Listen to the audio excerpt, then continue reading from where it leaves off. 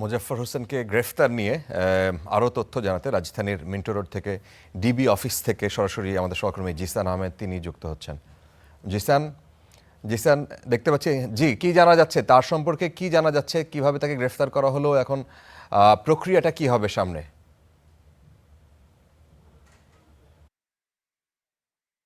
এরই মাঝে বাংলাদেশ সেনাবাহিনীর দুটি গাড়ি ডিবি কার্যালয়ের ভেতরে অবস্থান করছে। আসলে যেহেতু মামলাটি মূলত 1981 সালের 30 মে যে চট্টগ্রাম সার্কিট হাউসে যে ঘটনাটি ঘটেছে, সেখানে অবসরপ্রাপ্ত মেজর মুজাফফর হোসেন তিনি সরাসরি গুলি করেছেন এবং এই হত্যাকাণ্ড সংঘটিত হওয়ার পরে তিনি চট্টগ্রাম সেনানিবাসের 24 পদাতিক ডিভিশনের তৎকালীন জিইউসি মেজর জেনারেল আবুল মঞ্জুরকে তিনি নিশ্চিত করেছেন।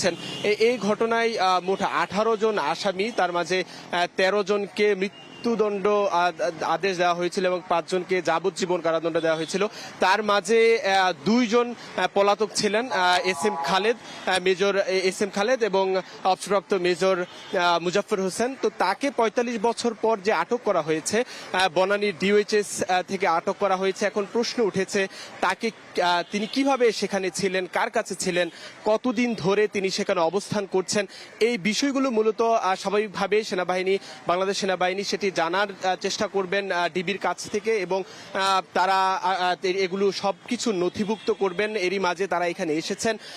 এই তথ্যগুলো সেনাবাহিনী নেওয়ার পরে তাদের যে মার্শাল কোর্ট রয়েছে সেখানে সেই জিনিসগুলো নিয়ে তারা আসলে সেনাবাহিনীর যে বিচারিক প্রক্রিয়া সেটি মূলত সামনের দিকে এগিয়ে যাবে। যে ঘটনা আসলে ঘটেছিল সেখানে তিনি পালিয়েছিলেন ভারত, বেশ তিনি আত্মগোপনে ছিলেন, তার পরিচয় পরিবর্তন করে, এবং ভারতেও তিনি ছিলেন। সব মিলিয়ে সেনাবাহিনী এখানে এসেছেন, বাংলাদেশ সেনাবাহিনী তারা সবকিছু নথিভুক্ত করছেন এবং কারণগুলো খুঁজে বের করছেন। তো এখনো পর্যন্ত আনুষ্ঠানিকভাবে বাংলাদেশ সেনাবাহিনী কিংবা ডিবি থেকে কোনো আনুষ্ঠানিক কোনো বক্তব্য আমরা পাইনি। তবে আমরা কিছুক্ষণের মধ্যে তারা গণমাধ্যমকে ব্রিফ করবেন এমন তথ্য আমরা জানতে পেরেছি। ফারাবি। জিসান, নিশ্চয়ই আপনি আমাদেরকে জানাবেন। অনেক ধন্যবাদ জিসান, জানাচ্ছিলেন ডিবি কার্যালয় থেকে।